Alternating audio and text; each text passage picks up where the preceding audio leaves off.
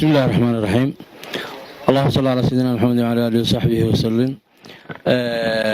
لما بعد حافظ هل كان إلى شوفته وعنكم السلام يا سلامة السلام عليكم ورحمة الله وبركاته. هنا ساكا وحنكين سوية رأي أرمك سو عصبان هذه سياسة الصومالية يا سوماليلان يو dhibaatooyin nabadgelyo darro ah oo ka abuuran goboladaas sool sanaag haylaan cayn oo baryahan dambe dhan caado noqotay ayaan doonayaa inaan dhowr qodob ka iraahdo marka ugu horeysa siyaasiyan waxaad ogaataan ama la og yahay gobolada dadweynaha ku dhaqan inaanay marnaba la gelin heshiis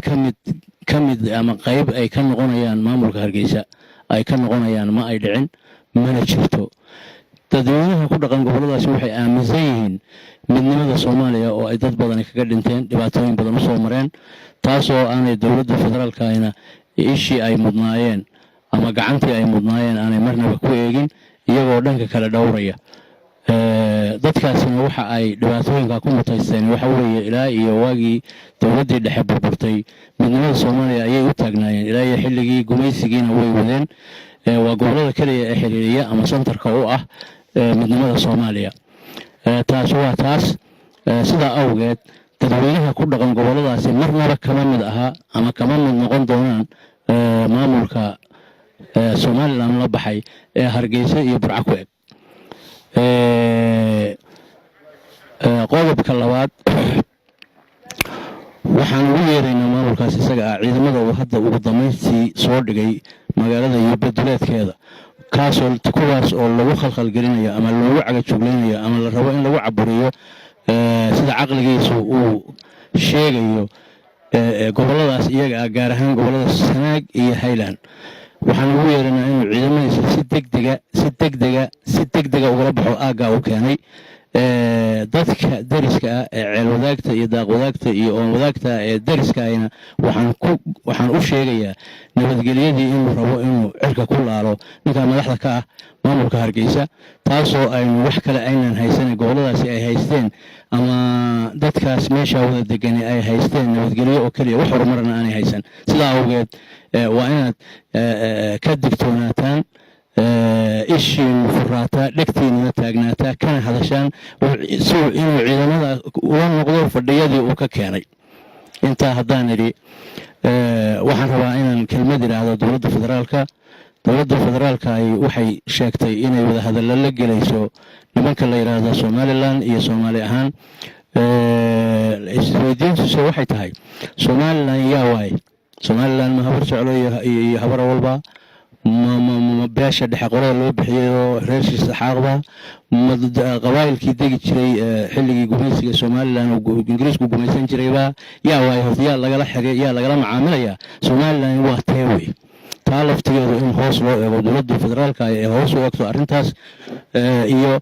isla markaana ay kala garayso maqaamka iyo habka ay ku hagayso wada hadalka Soomaaliya iyo cidda magaca sheegatay ayaa loo baahan yahay waxaa loo baahan yahay in waxa la yiraahdo xalaal iftiin baa la qashaaye in arinta xoogga laga wada yahay loo wada golo joogo goob joog loo noqdo dadkaasi aanay dhicin inuu muuse mar labaad daaqada ka soo dhaco oo uu yiraahdo dowladda federaalka waa heshiis la gelaya iyagoo dadkaasi ay meesha ka maqan yihiin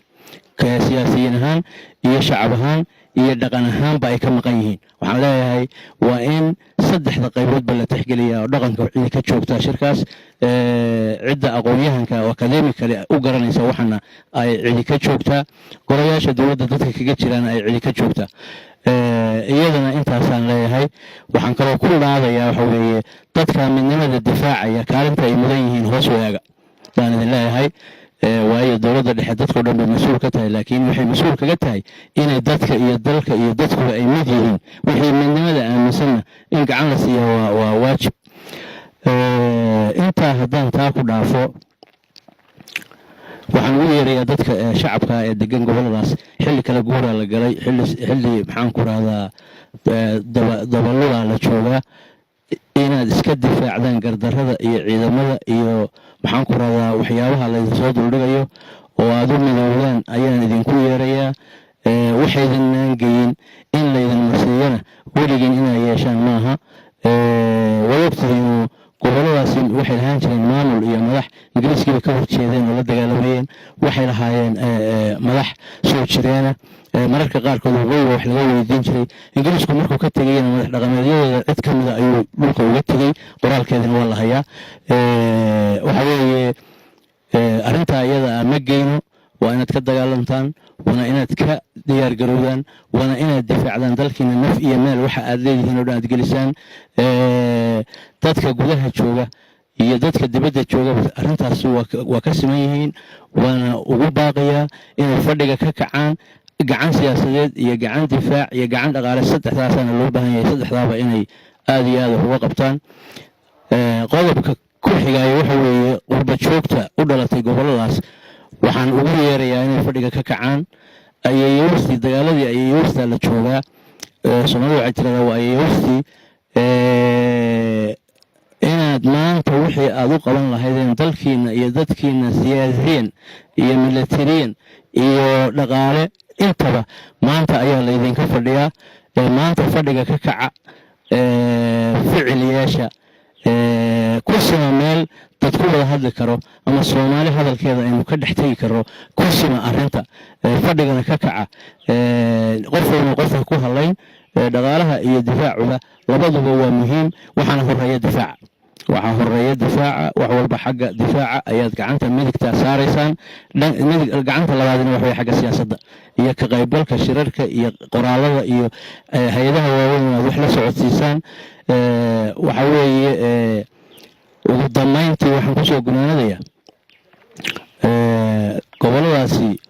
marna kama mid noqon ama lama heshiin ama wax lama dhigan ama wax lama qoran inay ka mid noqdaan maamulka cid kasta oo tagta iyo cid kasta oo loo yeero iyo cid kastoo la isku dayo in wax la kala furfurana wax ka soconayaa ma jiraan lugooyaduna ma fiicna soomaaliya waa ehel waa wada daaqda waa wada degan tahay wax xilli xigaalaba waa tahay in iyaga laysku jilaabo oo laysku laayo oo nabadda cirka loo tuuro looma baahna maamulka hargeysa waxaan ugu baaqaynaa waxaad nabad ku weeyey inaadan ku helayn dagaal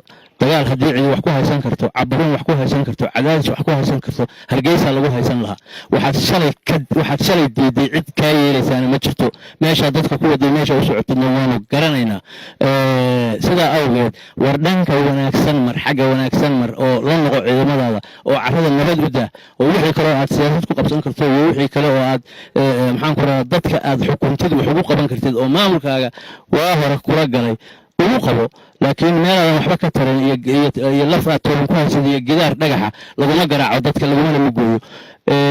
annagu kama mid yihiin maamulkaaga mana ka mid noqonayno laakiin waxaan soo dhoweynaynaa wax kasta oo soomaaliya ay maxaan ku rahdaa isugu imanayso ama ay danaheeda ku wada qabsanayso fakarka nagu jira waxa weeye kuwa kililka shanaad iyo kuwa maxaan ku rahdaa NFD iyo haddii loo baahdo in la mideeyo soomaali oo dhan isaguna wuxuu doonayaa inuu kala guuguuyo wax yaroo cantayn inuu dhexda ku kala dhufto oo ciddii doontada qabsato dalkeeda qaybsato ciddii doontana ka faa'iidaysto meeshuuna ku wadaa halkaa weeye war cid kasta wax garanaysay iska celiya waxan oo waxaan wuxuu sheega ugu dambeyntii waxaan leeyahay waa idin salaamayaa dhammaantiin gudo iyo dibad waxaan doonayaa inaad fadhiga ka kacdaan dowladda federaalkana waa innagaasoo waa la hadalay idinkuna inaad daba gashaan arrinkaas